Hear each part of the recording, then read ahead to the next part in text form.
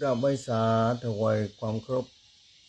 พระรัตนตรัยแก้วเจ้าตังสปังการเป็นอย่างยิ่งกราบไหว้สาพระมหาเถระเจ้าครูบาอาจารย์เจ้าพระภิกษุสงฆ์องค์เนรกุศลโกงที่ฟังรายการอยู่อย่างวัดวาอารามต่างๆกราบไหว้สาท่านพระครูท่านพระครูอภิวัตนวิกรมผู้อำนวยการสถานีวิทยุเครื่องสีขาวเพื่อชาวประชาเจ้าว่าวัดป่าตังเจริญรองเจ้าคณะอำเภอเลยเราเป็นอย่างยิ่งเจริญพรญาติโยมศรัทธาสาธุชนท่านผู้ฟังทุกท่านที่ติดตามฟังรายการธรรมะจากยอดดอยภาคเช้าวันนี้รายการธรรมะจากยอดดอยดำเนินรายการโดยกระผมอัตมาภาพพระวรรณชัยชยานันโทวัดพุทธศิคีรีตำบลบ้านแปะอำเภอจอมทองจังหวัดเชียงใหม่ได้นำรายการนี้มาพบปะศรัทธาสาธุชนเป็นประจำทุกวันอาทิตย์วันนี้มาปากันทันแล้วญาติโยมศรัทธาสาธุชนท่านผู้ฟังชีวิตเป็นของน้อยทุกชราและความตายลุกลานอยู่เงียบศรัทธาสาธุชนท่านผู้ฟังวันเวลาก็หมดไปวันคืนหมดไปแต่สถานการณ์บรรยากาศต่างๆก็น่าเป็นห่วงหลายประการโดยเฉพาะฝนฟ้าวันที่ก็บ่ตกเกิดแห้งลงไปวัดพุทธศิคีรีก็เหมือนกันฝนหายไปหลายวันแล้วแต่ตกบ่นักตกเล็กๆน้อยๆอย่างโยมศรัทธาสาธุชนท่านผู้ฟังความเปลี่ยนแปลงของธรรมชาติดูเหมือนจะใยดีครับการทำมาหากินของศรัทธาสาธุชนผู้คนในโลกนี้ศรัทธาสาธุชนท่านผู้ฟังความเปลี่ยนแปลงของโลกนี้ย่อมมีขึ้นตามสภาวะธรรมชาติเปลี่ยนแปลงไปตามกาลเวลาอย่างองค์พระสัมมาสัมพุทธเจ้าบอกแต่องค์พระสัมมาสัมพุทธะได้บอกไว้แล้วว่ามันเปลี่ยนไปตามไตรลักษณ์ทุกประการหลายคนโทรมาอุจจาปีนี้จะได้เงียนนาว่าท่านอาจารย์ตังลุ่งเพนะแต่มาบอกตำบลก็เงียนนาเป็นที่เรียบร้อยแล้วแต่ว่าเหลือก็บางที่ทั้งลุ่งก็จะปลูกเขาปลูกน้ำปีนี้บางที่ยังไม่ได้ไถนาเตื้อฝนสมาทิ้งช่วงทางกรมอุตุนิยมก็บอกแล้วว่าปีนี้นั้นจะเป็นปีที่ฝนฟ้าไม่ค่อยมีเท่าใดแต่ปรากฏว่าเปลี่ยนไปตามนั้นแต่ศรัทธาสาธุชนท่านผู้ฟังเนี่ยเป็นคำนวณเทคโนโลยีต่างๆเป็นคำนวณได้ชัดเจน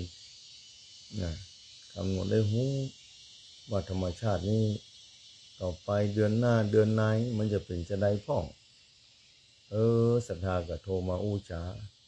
ก็เลยบอกว่าศรัทธาสาธุชนความเปลี่ยนแปลงย่อมเกิดขึ้นแบบนี้แหละแต่จะไ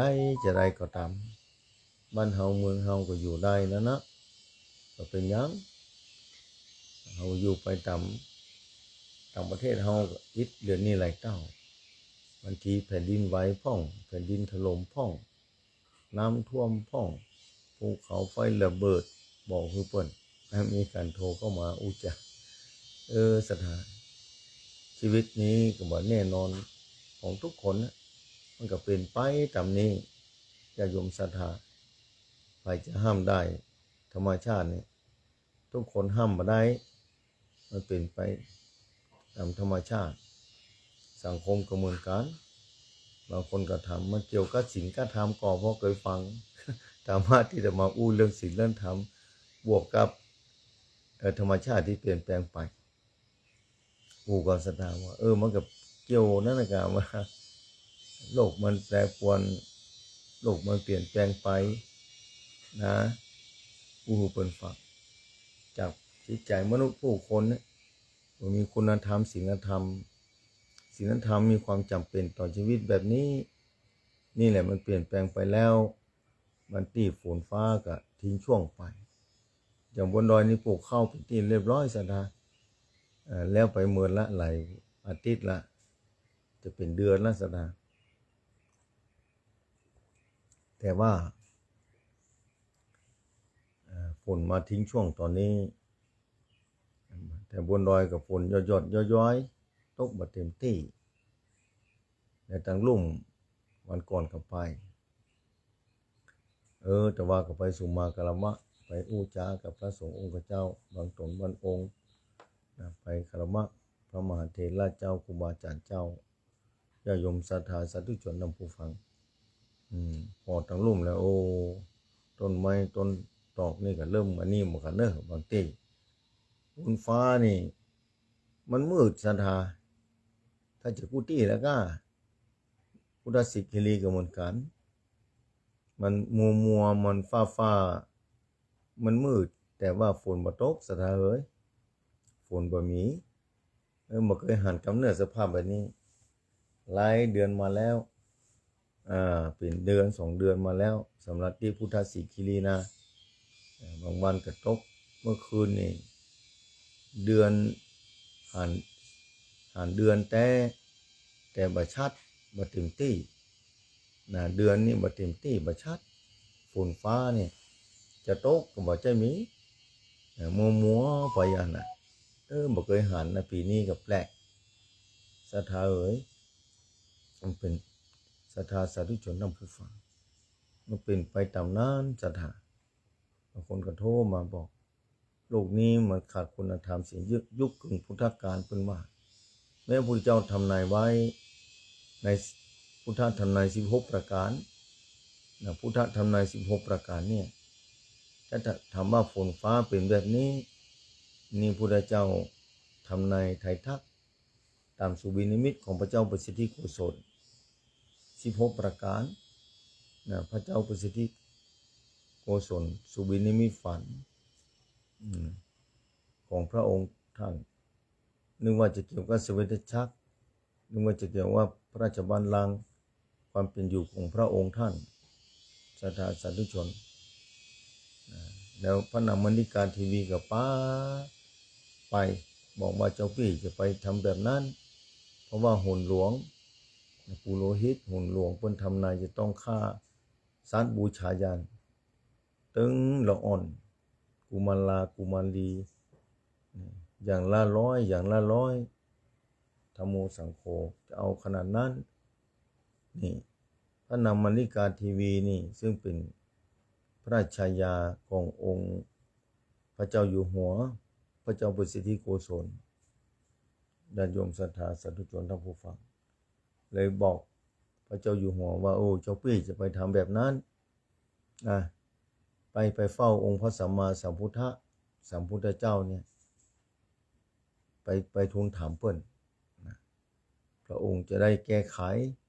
กับพระราชสามีนั่นคือพระเจ้าประสิทธิโกศลไปไหว้ไปสาองค์พระสัมมาสัมพุทธเจ้าซึ่งเป็นนาถะของโลกนั่นคือเป็นที่เปิ้งของเจ้าโลกที่ทุกข์อยู่พระองค์พระพุทธเจ้าเกิดมาแล้วหรือประสูติมาแล้วอุบัติขึ้นในโลกแล้วเพื่อที่จะเป็นแสงสว่างของโลกเป็นนาถะของโลก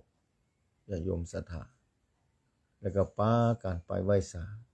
เป็นห่วงอย่างยิ่งว่าจะเกิดภัยพิบัติอันยังฝ่านแปลกได้แปลกว่าถึง16ประการนี้พระนามนิการทีวีกับป้าไปซึ่งไปถึงองค์พระสัมมาสัมพุทธเจ้าแล้วกับไหว้สาทูลถามองค์พระสัมมาสัมพุทธเจ้า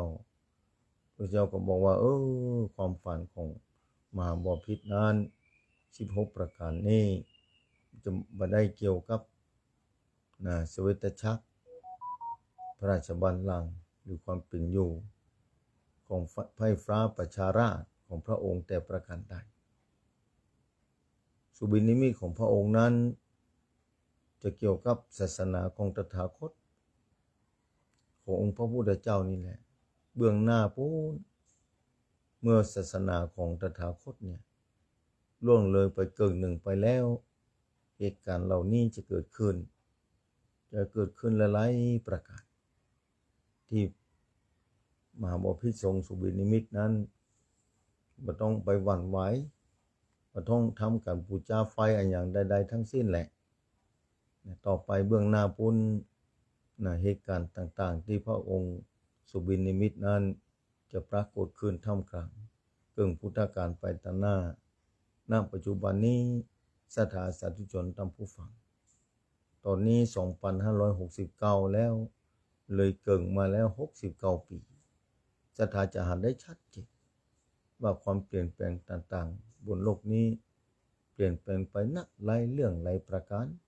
แม้กระทั่งผู้คนต่างๆจิตใจกับใจเหมือนเดิมเหมือนเก่าแปรปรวนเปลี่ยนแปลงไปตลอดเวลาศรัทธาสาธุชนทั้งผู้ฟังลองคิดเอาฉะนั้นแล้วอย่าโยมศรัทธาไว้เนี่ยความเปลี่ยนแปลงแบบนี้ผู้คนเดี๋ยวนี้คนเฒ่าคนแก่ที่อายุอานาม80-90 ปีหรือว่า70ไปก็ตามถ้ามาพิจารณาแล้วเมื่อสมัย60 ปีก่อน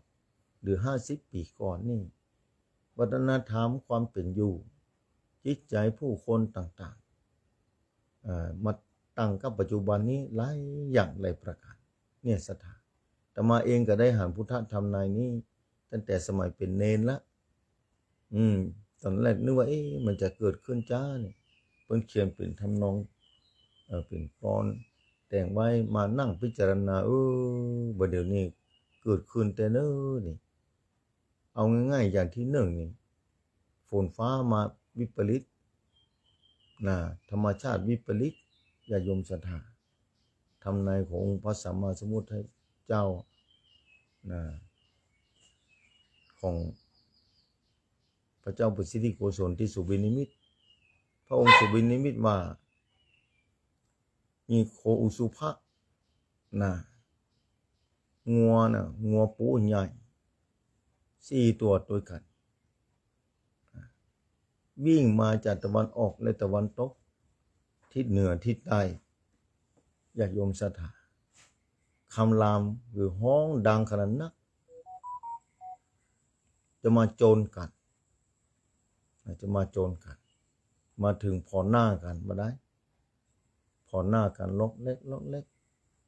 ต่างตัวต่างกระปิกไปสิเนี่ยพอถึงวันนี้พระพุทธองค์ทรง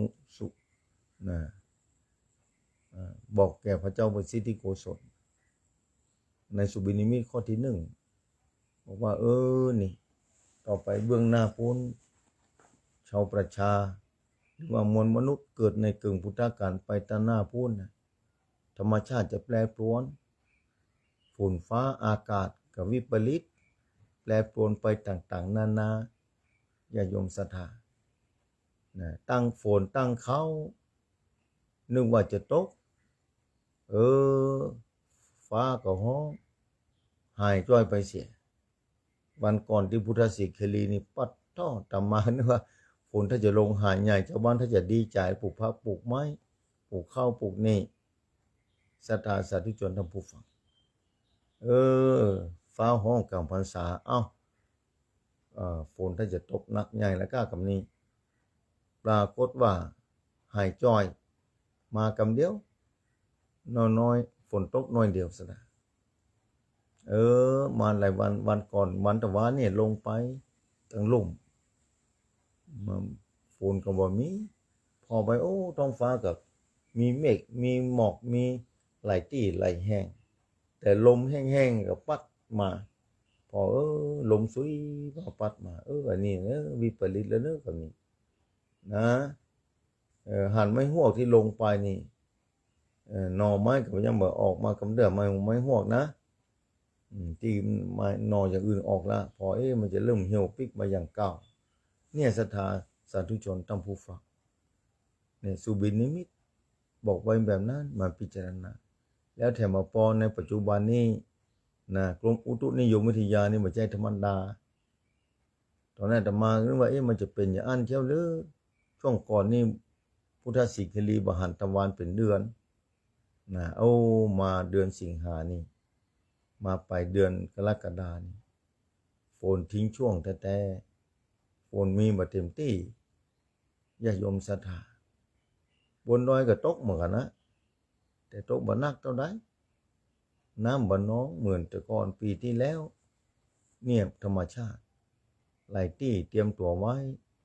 ญาติโยมศรัทธาจะได้ก็ตามคิดว่าเก้ากับผมตมาภาพคิดว่าจะได้ประเทศไทยที่อยู่ร่มพระรัตนตรัยก็อยู่ได้ตลอดไปศรัทธาโลกมันจะแปรปรวนอย่างใดก็ตามเพราะว่าถ้าพระองค์ตรัสไว้ถูก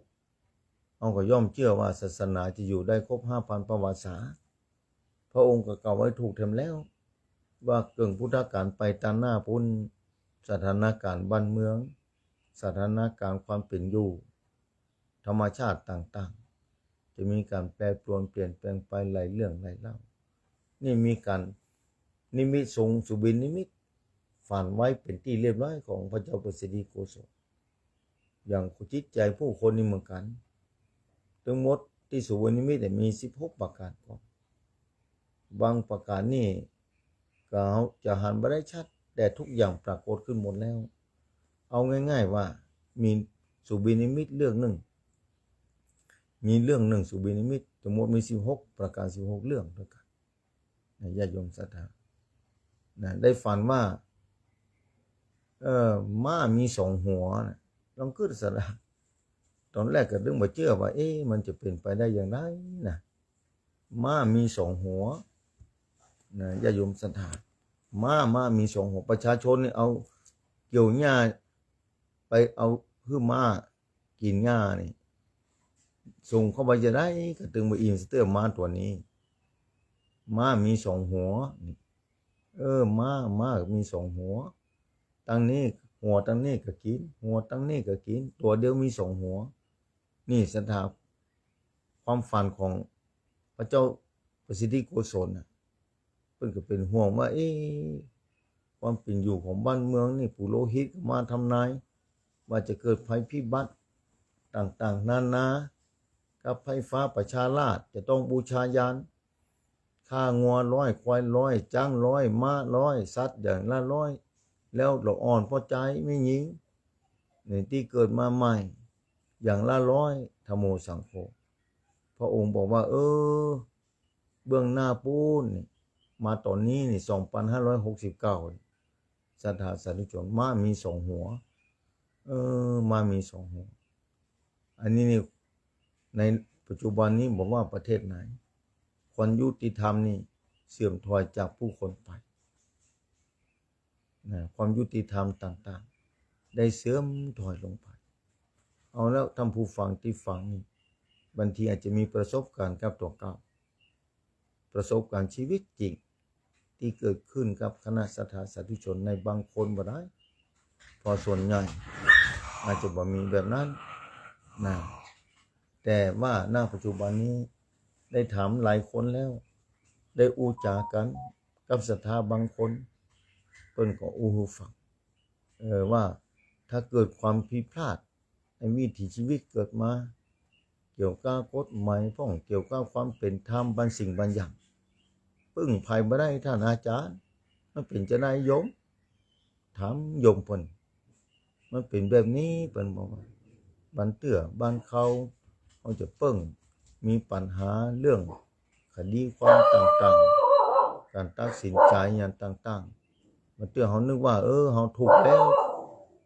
กลายเป็นเขาผิดไปเสียถ้าเขาบ่มีสตุ้งสตังค์ท่านอาจารย์ยุคปัจจุบันนี้ต้องมีสตุ้งสตังค์ต้องมีเงินมีคำถ้าว่ามีความผิดหรือว่าบ่มีความผิดขอมีเงินอย่างเดียวถ้ามีเงินนี่กลายเป็นทุกข์อย่างอ่านกายมบอกว่ามันเป็นแบบนั้นท่านอาจารย์ตอนแรกก็มานั่งคือต่อไปนี่จะเป็นอย่างที่พุทธทำนายแต่โน่นม้ามี2 หัวแล้วก็ถามไปโอ้กันไปถามไปว่ามันเป็นจะได้มันเกี่ยวกับอยู่วันนั้นญาติผมนี่กะขึ้นศาลท่านอาจารย์เขาก็นึกว่าเขาก็บ่ใจผิดสักอย่างเอาไปขึ้นลงเสียงสตังค์บ่ใจน้อยเอาไปมากลายเป็นคนผิดไปเสียก็มีไปมาเปื้อนที่มีลักษณะเดียวกันเป็นเล่าฟังว่า แบบนี้มาพิจารณาเอาก็ไปวิ่งหาไฟปูนเดี๋ยวก็บอกวิ่งหาตังเพเอาไปมาเสียเงินถึง2 ครั้งอันนี้ศรัทธาลองกึดเอาเนาะแต่มาพิจารณาเรื่องม้ามี2 หัวถ้าจะมาถึงแล้วในยุคปัจจุบันนี้เนี่ยพุทธทำนายมาถึงแล้วอย่างฝนฟ้าตกบ่ถูกต้องฤดูกาลนี้ก็เหมือนกันอย่างที่ฟังตะกี้ศรัทธามันเป็นแบบนั้นแล้วหลายเรื่องหลายเราที่ชัดขึ้นไปแถมเคยเล่าสถานนี้มาตลอดนะที่จริงนะเล่ามาตลอดญาติโยมศรัทธาสาธุชนท่านผู้ฟังแล้วก็มีหมาตัวหนึ่งบ่ได้เลี้ยงลำดับคือศรัทธาเนอะแต่ยกตัวอย่างบางเรื่องบางเราที่มันชัดขึ้นมามีหมาตัวหนึ่งหมาเป็นสุบินิมิตนะพระเจ้าประสิทธิโกศลนะในเรื่องนี้มาตัวหนึ่งนะอยู่ปืนแค่แล้วคนเฒ่าฟันเจือกหนังอยู่บนแค่ฟันเท่าใดกามยกขึ้นมายังมันเต้าเก่าเนี่ยคนเฒ่านั้นก็บัดได้พอตำปืนกับล่างปืนแค่ตัวเก่าบัดได้พอสักกรรมมันเอาเจือกหนังเนี่ยมาฟันต่อติ๊กฟันจะได้ดึงขึ้นมาก็เต้าเก่าอย่างได้เจือกเนี่ยก็ฟันติ๊กยังเหมือนเหงาขึ้นสักเตื้อมันเต้าเก่าดึงขึ้นมานี่จะหันได้ชัดเจนถึงวันนี้ความซื่อสัตย์มันบ่มีในผู้คนอย่าโยมศรัทธาเต้าเก่านะอันนี้เกี่ยวกับการคอร์รัปชันนะอย่าโยมศรัทธาสาธุชนท่านผู้ฟังเกี่ยวเนื่องกับมดสุบินิมิต10 ประการนี่เกี่ยวเนื่องกันหลายเรื่องหลายราวถึงวันเนี่ยเอาง่ายบันตีบันแห่งวันนั้นศรัทธามาฟังอาจารย์บ้านผมพุ่นนะได้งบประมาณมาถ้าจะลงบ่เสียงพอนี่ฟังชื่อฟังพอจะได้จัดหนักแต่ถนนที่ได้มาก็บ่เบิ่งกับงบที่มาลงอย่างนี้เพิ่นฟังอย่าอ่านกะโยมนี่เพิ่นฟังพอถ้าจะแม่นแต่ละนี่เกิดในใจว่าพระพุทธเจ้าทำนายความฝันของพระเจ้าอยู่หัวสมัยพุทธกาลปุ้นน่ะว่าคนเฒ่านั่งบนแค่ฟันเชือกดึงขึ้นมาเมื่อใดก็เต้าเก่าดึงขึ้นมาเมื่อใดก็เต้าเก่าศรัทธาเนี่ยมันยุคปัจจุบันนี้ถึงกูอย่างใน16 ประการมาถึงแล้วศรัทธาการบริหารจัดการต่างๆบอกว่าประเทศเฮาคนเดียวบ่ใจนะศรัทธาต่างประเทศก็อย่างกันนะหันลงข่าวคราวนี่แต่ละประเทศจะมีปัญหาต่างๆนานาทุกประเทศถึงวันนี้แล้วยิ่งถึงวันเนี่ยภัยต่างๆเกิดขึ้นจากภัยมนุษย์นี่แหละที่แจมนุษย์นี่มีพลังงานศรัทธามีพลังงานที่ยิ่งใหญ่อย่าโยมศรัทธามีพลังงานจะได้นี่เนี่ยมันกระเทือนต่อธรรมชาติดินฟ้าอากาศนี่มันเกี่ยวกันเคยสถานีหลายครั้งแล้วว่าจิตใจมนุษย์มันถ้าบดีนักในโลกนี้กระเทือนต่อธรรมชาติหมดกระเทือนต่อธรรมชาติกระเทือนต่อชีวิตผู้คนพอเนาะโรคโควิดที่ผ่านมาภายพ้อง10 วัคซีน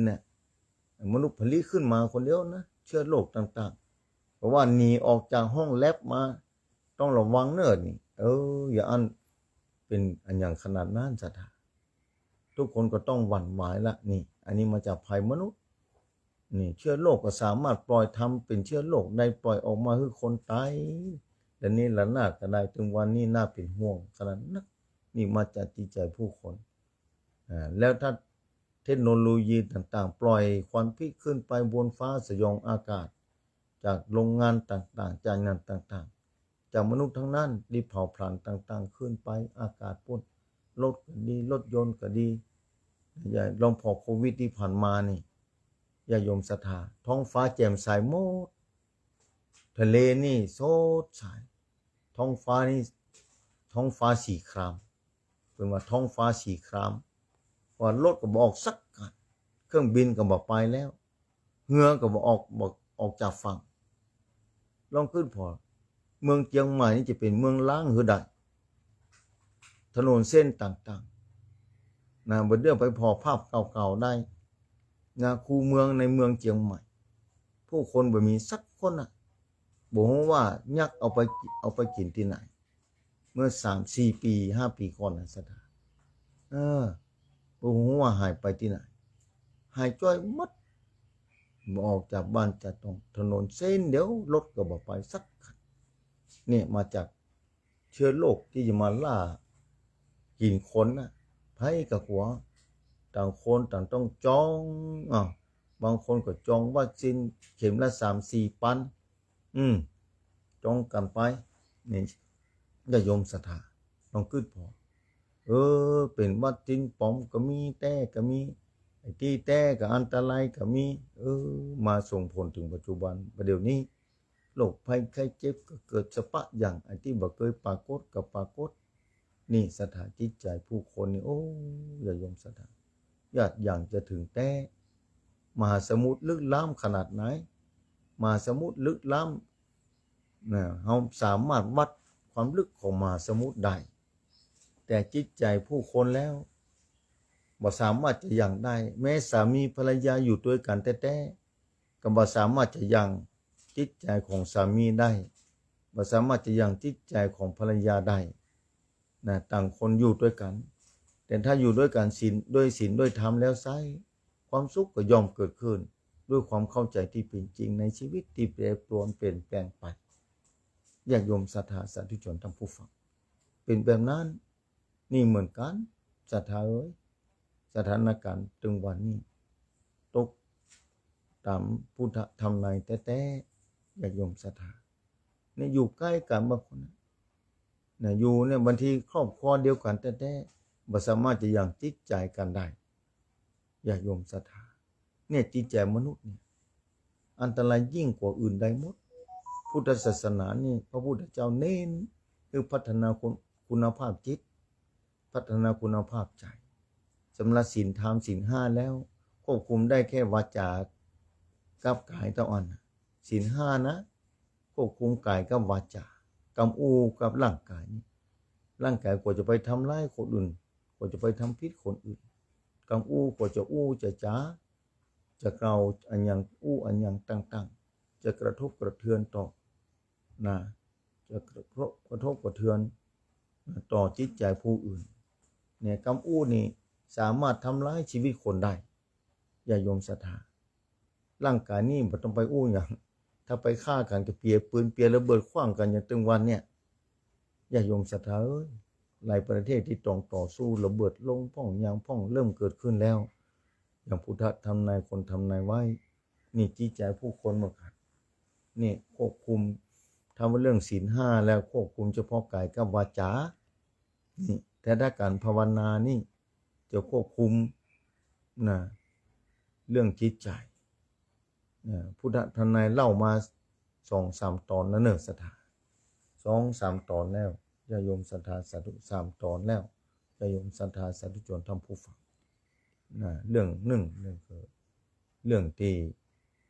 งัวปู4 ตัวจะมาโจร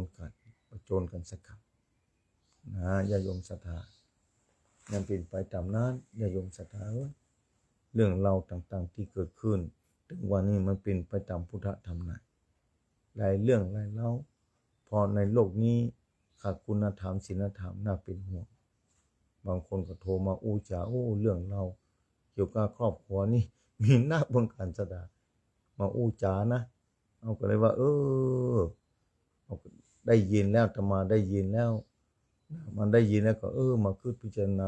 ทางโลกนี่มันเป็นแบบนี้นี่ถึงวันนี้จิตใจมันน่าจะเกิดขึ้นมันเรื่องก็เกิดขึ้นจนได้ฟังข่าวแถมมาบอกได้ยินทางหูธรรมะโทรศัพท์เข้ามาหาท่านอาจารย์ก็ปรึกษาแก้ไขปัญหามันเกิดขึ้นแบบนี้นะศรัทธามันเป็นไปได้อย่างไรบางเรื่องบางราวนี่อย่างพุทธธรรมอย่าไปเห็นจะฟูบนน้ำจะจมเนี่ยไปเห็นจะฟูนี่เรื่องหนึ่งนะพุทธธรรมนะที่พระเจ้าประสิทธิกุศลสุบินนิมิตบนน้ำจะจมเหมือนกันนะ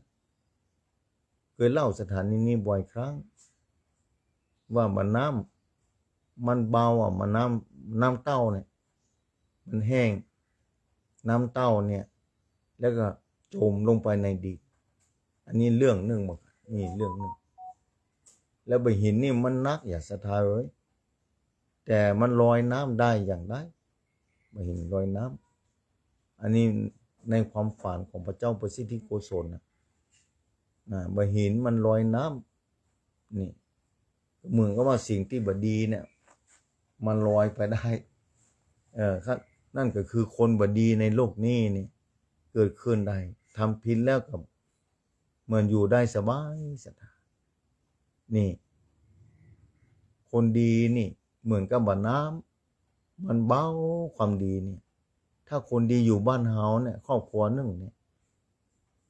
ถ้ามีคนมาหาไก่คนนั้นเป็นคนดีเนี่ยเบาใจเบาจิตเบาใจเนี่ยคนนั้นก็จะมาฆ่าเฮามาทำร้ายเฮานี่สิ่งข้อที่หนึ่งของที่เอาไว้ในบ้านในจองในหอในเรือนที่ใดบ่มีเปิ้นคงบ่ขโมยเพราะเปิ้นมีศีลเป็นคนดีมีศีลธรรมอย่ายมศรัทธานี่คนดีมีศีลธรรมนะอยู่บ้านแล้วเจ้าของบ้านก็ไม่ต้องเป็นห่วงเจ้าของบริษัทได้ลูกน้องมาบริหารจัดการมาอยู่ตัวมารับจ้างเจ้าของบริษัทเจ้าของกิจการต่างๆก็บ่ต้องทุกข์ใจเพราะลูกน้องเพราะเปิ้นมีศีลมีธรรมสิ่งข้อสองนี่ข้อที่สามผัวเมียสามีภรรยาลูกเต้าบ่ต้องกลัวผิดศีลผิดธรรมก้าวไก่หน้าที่สิทธิเสรีภาพซึ่งกันและกันนี่ข้อที่สี่กำอู้กำจาอู้เมื่อใดก็เป็นว่าถูกต้องบ่ขี้จุหลอกลวงไผลูกน้องมาอู้จ๋าว่าอันได้เต้าอี้เนอะอันนั้นขายได้เต้าอันเนอะบ่ได้จูนี่เอาก็ไว้ใจได้อย่าโยมศรัทธาสิ่งเสพติด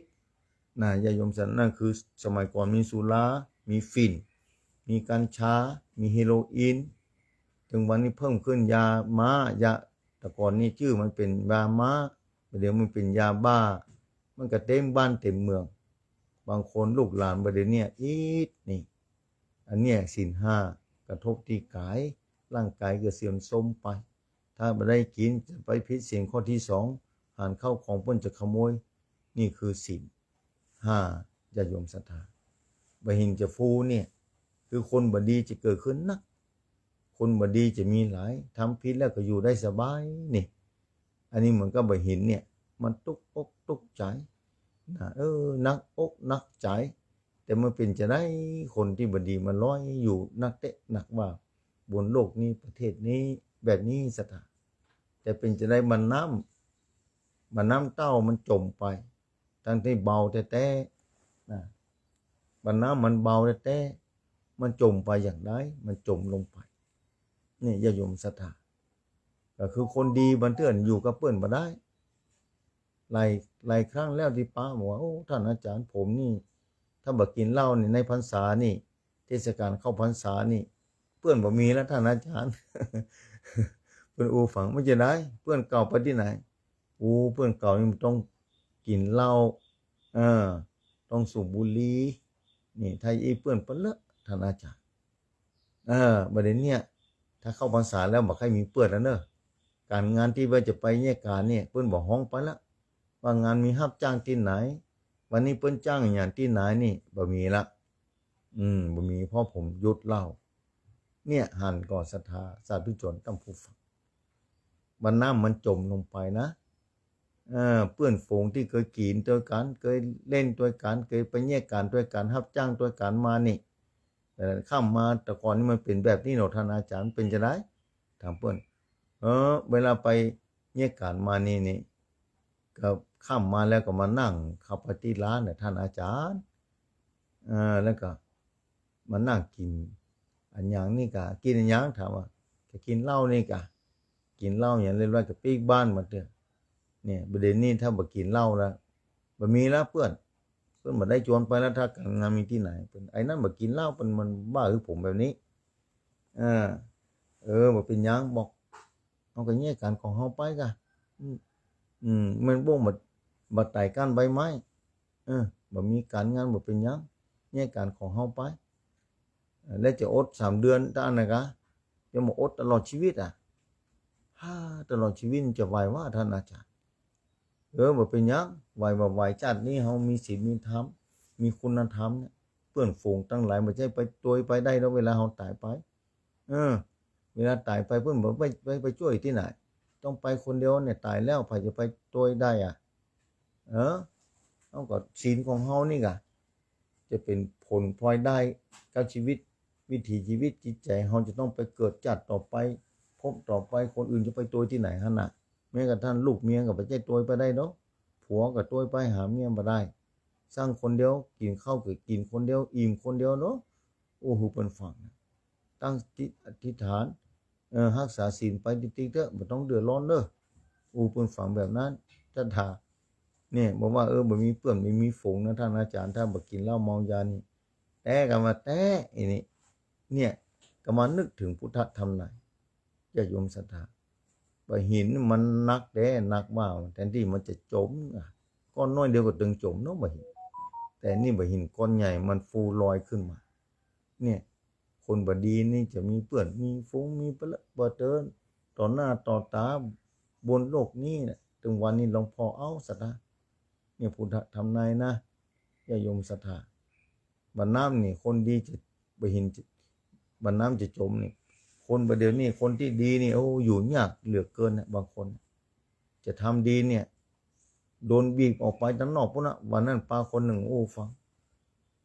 ทำดีนี่โดนสั่งย้ายไปก็มีบัดเตอโดนกลั่นแกล้งหลายเรื่องหลายราวธโมสังโฆโลกมนุษย์เนาะเนี่ยมนุษย์มาจากจิตใจมนุษย์แท้ๆมาจากจิตใจมนุษย์เนี่ยกระเทือนเปลี่ยนแปลงธรรมชาติอย่างถึงวันนี้เป็นต้นญาติโยมศรัทธา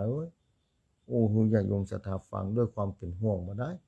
ว่ากว่าศรัทธาจะตุกอกตุกใจเอาก็ทำต่อเก่านี่แหละในเทศกาลเข้าพรรษาแบบนี้เอาก็รักษาศีลรักษาธรรมไปเอาก็พอลมหายใจไปมากำพอตรวจพอลมหายใจว่ามันมีอยู่กะมีอยู่นี่ความหวังยังรออยู่ความหวังมันมีอยู่โน่นนี่เมื่อใดลมหายใจเชี่ยงนี่ก็จบในโลกนี้นะญาติโยมศรัทธาเมื่อลมหายใจเชี่ยงนี่บ่มีโอกาสแล้วจะแก้ไขอย่างต่างๆมาได้แล้วต้องใจผลของกรรมไปนะเพราะว่าชาติรออยู่ต่างหน้าหลายภพหลายชาติวัฏสงสารเวียนว่ายตายเกิด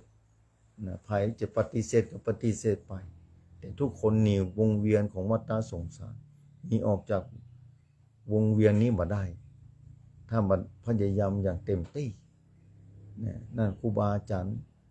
ที่เข้ามาบวชในพระพุทธศาสนาหลายองค์สมัยก่อนถึงปัจจุบันนี้ต้องพยายามนะรักษาศีลรักษาธรรมปฏิบัติรักษาศีลธรรมนี่คือปฏิบัติธรรมตัวปฏิบัติธรรมคือปฏิบัติจิตใจเนี่ยบ่ให้กึศไปต่างๆที่ชั่วถ้ากึศไปต่างที่ชั่วที่บ่ดีมันจะกลายเป็นการกระทำนั่นคือผิดศีลผิดธรรมกายกรรมวจีกรรมวจีกรรมนี่มันผิดศีล5คนจะผิดปกติทันทีถึงวันนี้คนผิดปกตินักศรัทธาทำให้โลกวุ่นวายซับซ้อนเศรษฐกิจเกิดซบเซาลงไปเพราะคนผิดปกติถ้าคนบ่ผิดปกตินี่บ่ต้องกลัวเศรษฐกิจเนี่ยธโมสังโฆคนนี่จะอยู่เย็นเป็นสุขกันขนาดไหนเพราะคนบ่ผิดปกติถึงวันนี้คนผิดปกติเมื่อผิดปกติแล้วก็ทำให้เศรษฐกิจซบเซาเศรษฐกิจเสื่อมเสียราคาผลไม้รากไม้มาเกี่ยวจะได้วันนั้นก็เกี่ยวราคาบ่ก็เกี่ยวกับศีลธรรมนี่ค่ะคนบริหารประเทศชาติก็ดีเพื่อนฝูงเฮาก็ดีพ่อบ้านแม่บ้านก็ดีลูกเต้าหลานเหลนก็ดีก็เกี่ยวกันหมดนะคะเพิ่นฟังแบบนี้ถ้าลูกตัวเก่าเนาะถ้าบ่มีศีลมีธรรมและตัวเก่าจะสบายใจกะทุกข์ใจกับท่านอาจารย์นั่นแหละเนี่ยพอขาดศีลขาดธรรมมันก็แต่ถ้าบ้านเมืองเนาะคนบริหารจัดการถ้าบ่มีศีลธรรมเนาะไฟฟ้าประชาราษฎร์จะอยู่อย่างไรจะได้รับความลำบากก็ถ้าบ้านเมืองคนบริหารจัดการเนี่ยเพราะฉะนั้นคนบริหารจัดการถ้ามีศีลธรรมเนาะป ประเทศชาติเอาง่ายๆว่า70%เนี่ยความเป็นอยู่จะเป็นจะได้โอ้คือเป็นฝังเนี่ยญาติโยมศรัทธาลองกึดเนี่ยถ้ามีคุณธรรมศีลธรรมก็ดึงอู้มานประจำอยู่แล้วว่าคุณธรรมศีลธรรมเนี่ยเกี่ยวกับเศรษฐกิจของประเทศชาติไม่ใช่โดยอ้อมเลยโดยตรงเลยนะศรัทธาเกี่ยวกับประเทศชาติโดยตรงเลยนะเศรษฐกิจถึงวันนี้เกี่ยวกับประเทศชาติโดยตรงเลยนะเศรษฐกิจเนี่ยนั่นคือคุณธรรมศีลธรรมนะถ้านำมาประพฤติปฏิบัตินำมาเป็นแบบการพัฒนาแผนการพัฒนาสังคมประเทศชาติแผนการพัฒนาประเทศด้วยคุณธรรมศีลธรรมเนี่ยโอ้ประเทศไทยนี่ขนาดถึงวันนี้มองอี้นะที่สถาหารอยู่แต่ต่างประเทศก็ใครมาอยู่หลายประเทศก็หลั่งไหลใครมาอยู่ในประเทศไทยนี่ลองขึ้นพอสถานบางคนมาสร้างปัญหากับมีอย่างสารพัดอย่างประเทศเขาก็ยังอยู่ได้ก็ผมอาตมาภาพคือประเทศไทยคงจะอยู่ได้ต่อไปพระองค์บอกว่าศาสนาของพระองค์จะอยู่ครบ 5,000 ปี 5,000 ประวัติศาสตร์นี่ปีนี้เป็นปีที่2,569แล้ว2,000 กว่าปีเนี่ยผ่านมาระยะอันยาวไกลทนแดดทนฝนทนต่อการพิสูจน์ว่าพระพุทธศาสนานี้สอนอันอย่างมีเรื่องอันอย่างพ่องที่จะต้องเรียนต้องรู้ต้องศึกษาแล้วเอามาปฏิบัติตามได้ก่อนอันนี้เป็นทนต่อการพิสูจน์เป็นอากาลิโกไม่จำกัดการเวลาไม่จำกัดการเวลาศาสนาพุทธบ่จำกัดการเวลาผ่านมาแล้ว 2,569 ปีลองกึดพอสถานผ่านมาแล้ว 2,569 ปียังอยู่ธรรมะยังอยู่สัจธรรมยังอยู่ที่พระองค์ค้นพบสัจธรรมยังอยู่ธรรมะอยู่เหมือนเดิมนะแต่ผู้คนต่างหากเล่าที่บารมีบุญกุศลแบบเพียงพอเสร็จแล้วว่าสามารถจะปฏิบัติตามได้ว่าสามารถจะพยายามได้แค่ว่าเข้าพรรษาคืองดเว้นอบายมุขต่างๆเกิดยากนักหนาเหมือนว่าคนหินขึ้นภูเขาอย่างอั้นอย่างใดอย่างนั้นนี่ศรัทธาสาธุชนต่างหลายลองกึดเนี่ยถึงวันนี้เพราะฉะนั้นญาติโยมศรัทธาความแปรปรวนเปลี่ยนแปลงไปก็เป็นไปแบบนี้แหละอย่าได้ทุกข์ใจเนอะบางคนอาจจะมีศีลมีธรรมปฏิบัติศีลปฏิบัติธรรมปฏิบัติศีลปฏิบัติธรรมแล้วก็ไม่ต้องทุกข์ใจทำไปเถอะการปฏิบัติธรรมของแต่ละคนนั้นในพรรษานี้หรือนอกพรรษาก็เป็นของภายของมันของคนคนนั้นคนอื่นแย่งไปบ่ได้เรื่องความบริสุทธิ์ใจความบริสุทธิ์กายก็ของภายของมันภายธรรมภายได้อย่างที่บอกอย่างที่อูจาหูญาติโยมศรัทธาฟังการปฏิบัติธรรมนี่ของภายของคนนั้นประสามารถที่จะขโมยของกันได้ความบริสุทธิ์ใจจะเอาความบริสุทธิ์ของคนหนึ่งไปฮื้อคนหนึ่งก็บ่ได้ญาติโยมจะซื้อด้วยเงินก็บ่ได้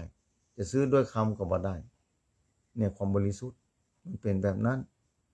เรื่องความบริสุทธิ์ใจญาติโยมศรัทธาก็สามารถจะแลกด้วยเงินตราได้ของทุกคนของภายของมันจะอยู่ที่ไหนก็ตามประเทศใดก็ตามญาติโยมศรัทธามันเปลี่ยนไปตามนั้นแต่ทุกคนนี่เป็นของตัวเก่าหู้จักตัวเก่าเป็นของตัวเก่านั่นพุทธองค์บอกว่าให้ศึกษาเรียนรู้ตัวเก่าให้ยิ่งกว่าอย่างอื่นได้หมดพระองค์ไปตรัสรู้ในป่าในดงพระองค์ออกบวชเนี่ยออกไปเพื่อศึกษาเรียนรู้จนตรัสรู้ได้ก็ตรัสรู้ด้วยพระองค์เองศึกษาเรียนรู้ภายในจิตใจในกายวาจาใจนี่แหละเพราะฉะนั้นเราก็ต้องมาศึกษาเรียนรู้ต่างๆเรื่องตัวเก่าเรื่องจิตเรื่องใจนี่แหละพัฒนาคุณภาพไปเตือนน้อยมันก็เป็นไปเตือนน้อยมีดเหมือนกันเอาฝนไปเรื่อยๆมันก็คมไปเตือนน้อยมีมีดเหมือนมีปัญญาถ้าไปเข้าป่าเข้าดงเข้าพงเชือกถ เครือเขามันหวานแข็งขาก็ดีในต้นไม้มันเกิดก็ดีหญ้ามันอุกก็ดีก็ต้องเพี้ยวต้องถางนะชีวิตก็มีอุปสรรคก็เป็นเรื่องธรรมดาในวัฏสงสารนี่เวียงว่ายตายเกิดนี่ก็เป็นแบบนั้นมันก็ต้องเพี้ยวต้องถางเอาเหมือนกันก็ต้องมาอย่างเข้าภาษานี่เข้าวัดฟังธรรมศึกษาเรียนรู้นะอยู่ที่บ้านก็เหมือนกันวันก็ไม่ได้ไปวัดต้องปฏิบัติกิจกรรมนะจัดประจำบ้านของเฮาแล้วก็คือมีคุณธรรมศีลธรรมเอาบ้านเป็นวัดเอาบ้านเป็นบ้านอย่างที่เพิ่นว่าก็เป็นบุญเป็นกุศลอย่างยิ่งก้าวต่อก้าวไผแต่นี่บ่ได้เวลาก็ไล่มาติ๊กเนิ่นสถานบางพายจะโทรมาก็เจริญพรเรียนเจนได้เนอะอุจจามาข้ามก้อยปากันกำหนึ่งเนอะมาข้าม2 ทุ่มเป็นต้นไปมาพบปากันแบบนี้แหละสถานมาพบปาอุจจากันสนทนาแบบนี้เหมือนว่าเราอยู่กันใกล้ๆนี่นั่งอุจจากันไปเป็นธรรมดาญาโยมสถานเพราะฉะนั้นนี่แหละแต่ละวันแต่ละคืนมันก็หมดไปญาโยมศรัทธาเวลาบ่ใจรอภายเนอะญาโยมศรัทธาเฮ้ยเวลาบ่ได้รอภายเวลาบ่รอภายนี่แต่เพราะฉะนั้นภายจะโทรมาอุจา08926249999ญาโยมศรัทธาโทรเข้ามาเช็คคลื่นถึงคำเนาะว่าที่ไหนฟังอยู่คลื่นนี้ไปถึงที่ไหนก่อนอื่นใดจะได้ต่างแล้วต้องขอบคุณเจ้าของสถานีอย่างยิ่งเนอะสถานีต่างๆเพราะคือได้บุญกุศลอย่างเต็มที่ที่นำเสียงต่างๆของครูบาอาจารย์มาออกรายการวิทยุนี่นำไปคือญาโยมศรัทธาแต่ละที่แต่ละแห่งแต่ละฟังธรรมะบอกว่าเมื่อคืนบอกว่าเมื่อวานสถานีมีเมตตาธรรมอย่างยิ่งญาโยมศรัทธาเพราะฉะนั้นสถานีใดก็ตามที่เปิดภาคเจ้าภาคค่ำบุญกุศลหล่นทับโดยปัญญาปารมีแต่ทำให้คนอื่นได้ฟังน้ำฟังธรรมนี่ทำให้คนอื่นมีความสุขใจบุญนั่นก็ได้เต็มที่เนี่ยศรัทธาสาธุชนทั้งผู้ฟัง0892624999เอามาแล้วเอาเจริญพรเจ้าแม่ไม่ตาเจ้าไม่อุ้ยนางคำอ้ายกาเจ้าแม่เพิ่งทำไอ้เจ้าอยู่ดีมีสุขนะแม่เนอะไม่อุ้ยหมอนเนอะเจ้าสบายดีอยู่สบายดีอยู่เนาะแม่เนาะเจ้าสบายดีแต่มันเดินไหนไปเดินไหนไปไหนมาได้เจ้าโอ้แม่มาเป็นยังแม่อยู่ที่บ้านฟังธรรมะเอานะแม่เนอะฟังธรรมะทุกตนทุกโอ้ยเจ้าทุกวันน่ะดีแล้วแม่ฟังไปเนอะแม่ใส่เขาว่าเจ้าแหใส่ดอกใส่เตี้ยนแห3 เตี้ยน3 ผูกแหนะเจ้าอันน่ะเจ้าเอาแล้วโทอันนั้นอ่ะดีขนาดนั่งละแม่เฮ้ยใส่ขันดอกนี่เป็นอนุสติเป็นจาคานุสติส่วนมนต์ทุกคำก็เจ้าถอยอันน่ะดีอนุโมทนาเนอะบุญรักษาเนอะแม่เนอะอยู่ดีมีสุขเนอะเจ้าสาธุเอาอยู่ดีมีสุขเอาใครจะโทรมาก็โทรเข้ามาเนอะหลุดไป2 สายแล้วหลุดไปแล้ว2 สายแล้วเอาเข้ามาใหม่แถม0892624999เอาเจริญพรใจเจ้าเจริญพรแม่น้อยท่านโทษกาแม่น้อยจะโทษฟังอยู่เนาะแม่เนาะฟังไปเจ้าแล้วอนุโมทนาเด้อเจ้าวันพุธนะเนี่ยวันพุธสถิตขอบคุณสถานีนะขอบคุณท่านพระครูเนาะวันพุธสถิต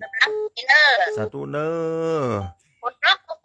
ฝนบ่ตกนะแม่มืดครึ้มบ่ได้บ่ตกอย่างเดียวกันมันเป็นภัยธรรมชาติแม่เฮ้ยมันก็ชาวบ้านนั้นมันนากันแล้วเนี่ยนานแล้วนั่งได้มาเป็นนาอันกาแม่กินแล้วเขาจัดอยู่ดีมีสุขเนอะแม่ใส่เข้ามาทำแล้วเจ้าแม่เป็นน้ำใจนะสาธุเนอะสาธุเอาใส่ต่อไปเข้ามาเจริญพรเจ จ้ากับพระเจ้าท่านพระอาจารย์แม่เพียบันศิลปรสิเตี้ยพระนองละคุณอยู่ดีมีสุขเนอะแม่เนอะบุญทักษาเนอะยอดฟังคืนเมื่อคืนนี้ได้ลงมาอยู่กับเจ้าเมื่อค่ำเนี่ยว่าอานาว่าจะลงไปนะเจ้าอยู่ดีมีสุขเนอะจ้ากับพระเจ้าท่านพระอาจารย์เจ้าสาธุสาธุสาธุเจ้าเอาเจริญพรใส่ต่อไปเจริญพรแม่ไปสักเจ้าตั้งศาลตีละเนอะอันนี้แม่สีทอนกะเจ้าไม่สีทอนเจ้าฟังเจ้าอยู่ดีมีสุขเนอะบุญรักษาเนอะเจ้าถ้าเป็นดินเจ้าแดนดินถิ่นล้านนาสถานีแดนดินถิ่นล้านนาเนาะเจ้าอนุโมทนาขอบคุณเนอะสถานีเนอะอยู่ดีมีสุขเนอะแม่เนอะเจ้าไหว้ศาลเจ้าสาธุสาธุเอาแล้วใส่ต่อไปเข้ามาเจริญพรเจริญพรตีนแล้วเจ้าจากที่นายแม่ไม่หาดเจ้าบ้านไม่หาดบ้านห้องเฮานี่นะเจ้าหิมุลาเลยอ่ะหิมหัวลาน่ะน่ะแม่ฟังอยู่กะเจ้าฟังมือนะลูกอันเต้นแม่หาดแถวนี้เขาฟังกันหลายคนอยู่กะฟังหลายคนอยู่เนาะอยู่ดีมีสุขนะแม่ที่แจ้งผลกันรับฟังเนาะกับพระเจ้าเลยเจ้าบุญทักษาอยู่ดีมีสุขใส่ต่อไปเข้ามาเจริญพรเจริญพรเจ้าเจริญพรนี่นี่เสียงดูเหมือนเสียงไม่น้อยหนุ่มพระขับเจกันเนี่ยเจ้าไม่ไหวนะแกแม่ฟังอยู่กะฟังเจ้าไม่เรียนเรื่องทางให้ดูสบายแล้วไปดังๆก็ได้นะจ๊ะเดี๋ยวก็โทรมาหลังไมค์ก็ได้นะแม่เนอะเนาะอยู่ดีมีสุขนะแม่เนาะสาธุเอาละบุญรักษาเนอะสายต่อไปเข้ามา0892624999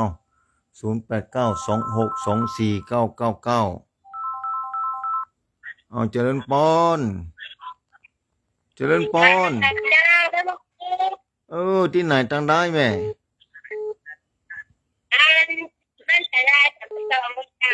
บ้านศาลากะฟังหลายคนอยู่ก็บ้านศาลาสะปะตองเนาะเจ้าฟังเจ้าดีละอนุโมทนาแต่มันโทรวัดตานเจ้าก็ตั้งที่ไปแปะที่อัน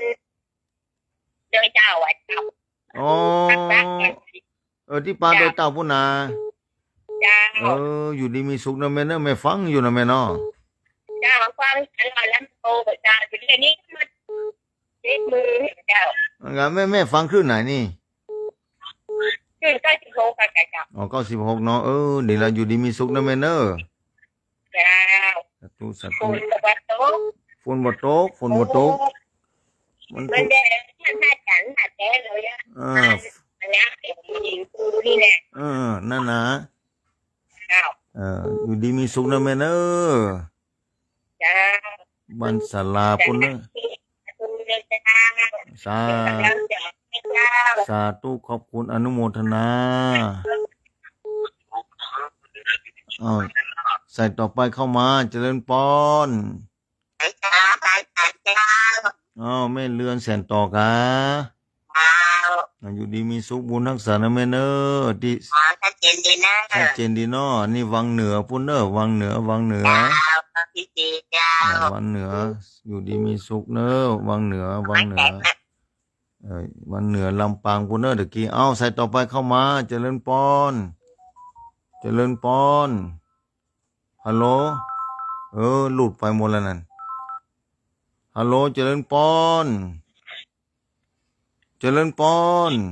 รับภาษาครับผมพ่อบาทกาพ่อหลวงกาครับเป็นนะครับ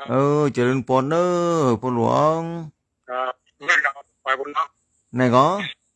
วันนั้นเรากับไปบนเนาะเราอ่อนขึ้นมาเพนเนอร์วันนั้นน่ะลูกหลานบริยัดแทนได้กันนั่นน่ะอนุโมทนาเนอะครับภาษาครับสาธุเนาะฝนบ่ตกก็ดงหลวงบ่ตกมืดด้านมืดบ่ได้แน่นั่นกะว่ามันก็มีตกน่ะ ถ้าจะถูกต้องพุทธธรรมนายอยู่ดีมีสุขนะผู้หลวงเนอะ ครับการภาษาครับผม สาธุสาธุเอาศรัทธาสาธุชนท่านผู้ฟัง ที่ติดตามฟังรายการครับภาคเจ้านี้ เวลาก็ยังมีอยู่ได้แหมสายเดียวนะ ถ้าเข้ามาบ้านก็จะได้นำรายการคืนสู่สถานีต่อไปญาโยมศรัทธาสาธุชนท่านผู้ฟังฉะนั้นแล้วขอญาโยมศรัทธาสาธุชนท่านผู้ฟังอย่าได้ทุกข์ใจเนอะศรัทธาอยู่กับบุญกับกุศลนี่แหละกับศีลกับธรรมนี่แหละก็ขอคืนรายการสู่ปกติของสถานีก่อนเนาะญาโยมศรัทธาบุญใดกุศลใดที่ญาโยมศรัทธากระทำสั่งสมมาดีแล้วขอให้เป็นแสงสว่างที่ฟังธรรมะคือส่องนำต่างญาโยมศรัทธาในวัฏสงสารนี้บุญใดกุศลใดที่ศรัทธาปั้มเปงฐานะบารมีมาตลอดเกิดจะได้ก็ตามกรรมว่าบ่มีอย่าได้ปรากฏคือพร้อมไปด้วยปัจจัยทั้งสี่ญาโยมศรัทธาสาธุชนท่านผู้ฟังบุญกุศลใดก็ตามที่ทำแล้วคือเป็นปัญญาข้ามวัฏสงสารสู่แดนนิพพานเจ้าเป็นที่สุดนั้นจงจะมีอายุวันโนสุขังพระลัง